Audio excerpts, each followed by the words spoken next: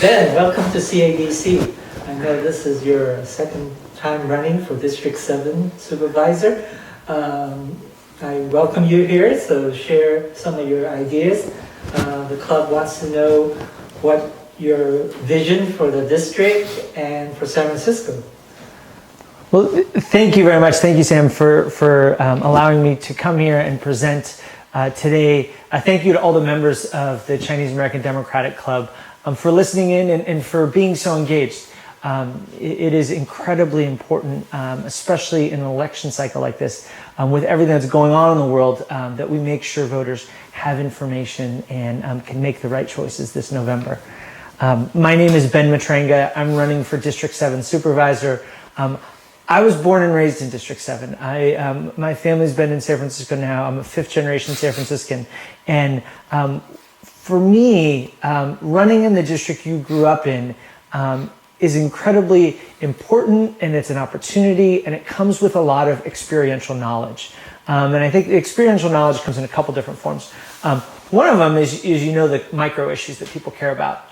So the park that didn't get rebuilt, the swing that's broken, the park that needs to be resodded, and all of those, the speed hump that needs to go in, the stop sign that still hasn't been replaced, and all of those things are what people care about in their lives. And being able to address those is one aspect. The other thing is all the big citywide issues. I'm running and focusing on three simple things. The first one is COVID-19 recovery and a focus on small business. I run a small business here in San Francisco. I have spent the majority of my career building large-scale infrastructure, affordable housing, transportation, hospitals, all over the world. I've had the experience to work in Africa, Latin America, in Asia. And as you see all of these different cities and all of these different parts of the world, that core infrastructure and how we get around and how we live and interact with each other in cities, it's all very similar.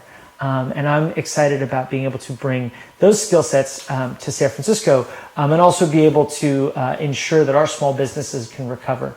We're in unprecedented times. We're going to have a massive budget deficit. The budget was just released yesterday, and we know that's just the first series of cuts. I think it's important that our budgets always reflect our values. So our values around making sure everyone in the city can be safe, they can move around and feel they're protected in their environment and go about their daily lives. It's also important that we address some of the big issues that haven't been addressed. So the second big thing I'm focused on is homelessness. I'm 37 years old, and I've never known San Francisco without some variant of a homeless problem, crisis, etc. And every time I talk to people, it's the same thing. You can go back. I remember when I was a kid and Tony Hall was running for District 7 Supervisor. You go listen to these debates, and he was saying the exact same points about homelessness. And I think people feel like over and over again the response at City Hall is more driven by kind of the politics and what's correct as opposed to the solution. People want to, we spend hundreds of millions of dollars, and we're a city that will always have a compassionate approach. We're big, we're generous, and we will have a compassionate approach. But we want to see something for that. We want to see results. We want to know that people are getting exits from homelessness. So what's important to me is that we have a system that triages people, duplication of services, we're routing people in a cleaner way, a much more kind of rigorous public health approach. Essentially everything that's happened in healthcare over the past 10 to 15 years, applying that to homeless services as well. Triage on entry, being able to route people through the system, making sure they're getting the help they need at the right time. And then, the third thing that I'm running for is I think we really need to create more accountability around City Hall. We have a massive budget, 12 plus billion. And certainly it's complex in how we spend it and enterprise departments and the airport and all that stuff. But I think people fundamentally feel like we could and should be doing more. And when we have those resources and use them, not only do we get better outcomes for what we spend, it also frees up money to spend it on all the other priorities that we have. One bit of background, I worked for Mayor Lee for 2 years, and Ed Lee gave me my first shot in government to work full time, and I helped him roll out the Vision Zero program here in San Francisco. And this was all around pedestrian safety and making sure people could be safe on their streets. And I got to do a lot of really fun projects here in Chinatown, and it's exciting because San Francisco is. I am a San Francisco exceptionalist. I know it's the greatest city in the world, and I know everyone else who lives here believes that same shares that same belief. And part of what makes San Francisco so special is the unique neighborhoods that we have, and I think being able to bring street safety and street life to those neighborhoods. It was a great honor to work with the mayor on that and to be entrusted with that. So Ben, I'm glad you touched on the issue about the small businesses. I'm a small business owner. I work with small businesses, and a lot of these small businesses, I think unfortunately, with this pandemic, if it just drags on, they're going to be out of business. And with empty storefronts and property owners not able to get tenants, this is a big problem. And I want to see if there's ways that the city can, relax the approval process for anybody who wants to go into a new storefront, and instead of like having a cumbersome 1 year approval and hearing processes, to have legislation because of this pandemic to make it easier so that we can get our economy back. What's your thought on that? Absolutely, and I think it's every campaign season, every single person, no matter what office you're running for, is going to stand up and say, I support small business. They're going to get out there and they're going to hug every small business owner. They're going to take a selfie at every, at every restaurant and grocery store, and they're going to kind of hug those small business owners and say, these folks are the lifeblood of our community. But when it actually comes down to passing legislation, for at least the past 2 decades, there's been, nipping around the edges, nothing major, nothing real. Part of my belief is that comes from because people haven't actually walked, in those shoes before. There's a couple very specific things. I think one of them is harmonization of fees and regulations. I always joke around, when I'm talking to a different entrepreneur about running a small business, that no matter how much you try, you're at least breaking 1 or 2 laws because there's so many of them. They're so complex. You never know what the heck's going on. That lack of harmonization and the transaction costs that it takes for you to comply, the time that it takes. I mean, this. It's like you go down to City Hall to actually just to pay your small business taxes, and it just you have to go here and you're kind of pointed in all these different directions, and it's there's 3 different pages of what you're supposed to do, and there's no kind of clarity around that. I think it's changing the dynamic around that and making sure folks know that here's what the requirements are, here's what's expected of you, and here's what you should do. Right? It's very simple. So I think harmonization around fees. One specific piece of legislation that I think would be very simple is if the city decided any fee that is more expensive to collect than they actually collect in revenue should be eliminated. One of them that I talk about all the time is the awning fee. I think new awnings make San Francisco look better. And I think if you want to put a new awning in front of your building and you're a small business owner, you should be allowed to. We should not create any barriers to do very simple beautification projects like that. The last thing I would say is, I was the official opponent of Prop D this last March. This was the vacancy tax. And I think there's good arguments around having a vacancy tax. But my opposition to it was very clear. The city did a series of reports around why is there vacancy on our commercial corridors. And they had a long list of things. And at the bottom of that list was a tax. But City Hall decided to go to that one because they felt it was easier to push a tax on than solve all of these other issues that you had mentioned. It's the conditional use. It's how do we change, what used to be retail into restaurants, neighborhood serving businesses. And it's a focus on those issues and wanting to actually solve them. Yeah, and I think that you touch on a good point that the city should allow, more flexibility and maybe pop-ups and things that doesn't require, change of use approvals and let people try their business for a while before you force them to go through the whole, permit. Well, permits you have to get, just that you don't have the change of use, the time lag and everything.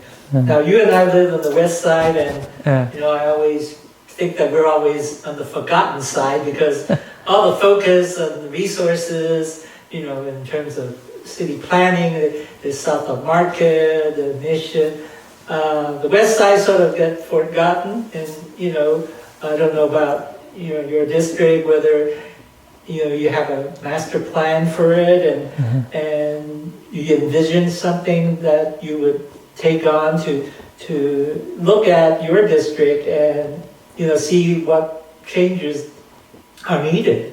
Yeah. Certainly, and I think there's certainly vibrancy around our neighborhood commercial corridors is critical for me, and it's something I've already been doing. I helped set up and launch the COVID-19 response effort in and around West Portal. It's called Resilient West Portal, and we have brought together neighbors, small businesses, to make sure that as we navigate through this crisis, and hopefully as we emerge from it, we can keep those neighborhood commercial corridors strong. The estimation right now from the city is somewhere around 4 out of 10 businesses that are closed won't reopen. Like, that's a lot of vacant storefronts, and I think unless the city gets proactive about that, like proactive and actually working with small business owners to be able to change the use, to adapt faster. The irony is, like, we're in the innovation hub of the world, and our government is still, in the last century. There's so many things that are just archaic. You're not allowed to kind of be dynamic, try new things out, and I think that is what is the frustration for so many folks, not just in downtown, but all over the city. Then another important issue is housing, and housing for all levels are needed. And your district, whether has done enough or could do better, what's your take on that? Yeah, we need to be building housing in every neighborhood in San Francisco. Certainly, cities are dynamic organisms, and they should always be changing. And I think that's important, and I think that's, it's important that we adapt. But I think it's also important to embrace history and kind of the different types of housing for families, for example. District 7 has extraordinarily large population of families, and it's important that we preserve that. 3 generations of my family live in District 7. And I often talk about what that enables you to do is see the kind of full spectrum of life, from very young kids to middle-aged working professionals to older adults. And you see how those needs change over time. And I think having housing that works for all different income levels at all different stages of life is important. The one thing I will say about housing, and it's critical because it never gets mentioned enough, is that this is a regional and a statewide crisis. It is necessary but not sufficient to be building more housing in San Francisco. It certainly at the same time having a second Transbay BART tube, having Caltrain that works, that's fully funded. These are all critical pieces because San Francisco in a lot of ways will always be the job center of the region. And housing will surround it to a certain degree. We certainly need to be building more housing, but we also, as we add jobs, need better connectiveness around the region. And that doesn't work unless we work well with each other. So then, in addition to housing, what ties in is transportation. Yep. And San Francisco has a pretty decent public transportation, but until this pandemic hits, everything kind of gets reduced. And I don't know when, people are going to feel comfortable getting on the bus again. Mm-hmm. So there's the problem with, the cost of running the public transit and also servicing the community. So how do you see that moving forward with the COVID situation? Yeah, I think this is incredibly important because I think transportation touches so many areas of quality of life. It's how you get to work. It's where your housing can be situated. It's traffic. It's all of these kind of elements are confounding when it comes to transportation. And I also worked with Mayor Lisa. I know quite a bit around, kind of project delivery and some of the challenges that the city faces. I'd say the number one challenge San Francisco has is being able to deliver some of the larger projects on time and under budget. It never, it just doesn't happen. And the budget overruns that we see, even on the Central Subway into Chinatown, Geary, BRT, Van Ness, these are all once in a lifetime projects, and they're all like delays, more money. And I'll tell you this, when I ran the capital improvement program for Vision Zero, we did 13 miles of it. We had committed early on in the year to do 13 miles of safety improvements on the most dangerous streets in San Francisco.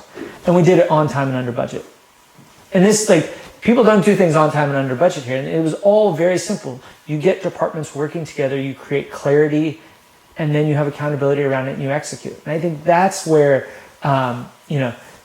if we didn't have so much kind of seepage around these master projects, we would be able to deliver them faster and be able to have a sustainable transportation system. I think the idea of making Muni free is nice in principle, but in a lot of ways impractical.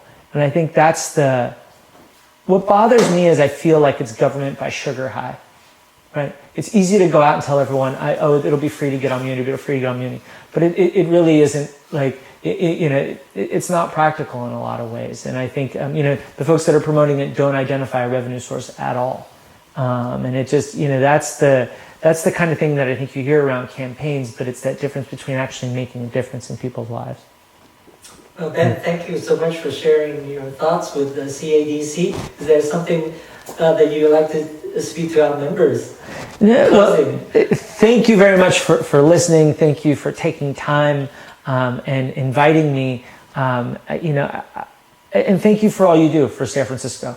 I think San Francisco has always had so many amazing, vibrant communities that contribute. So thank you for all you do. And certainly, please tell a friend this November. It's incredibly important that we vote. And also mark your entire ballot. Since we have ranked choice voting in San Francisco, marking a first, second, and third choice is incredibly important to make sure that your vote counts. And I would love to earn your first place vote. Thank you. Good luck, Dan. Thank you.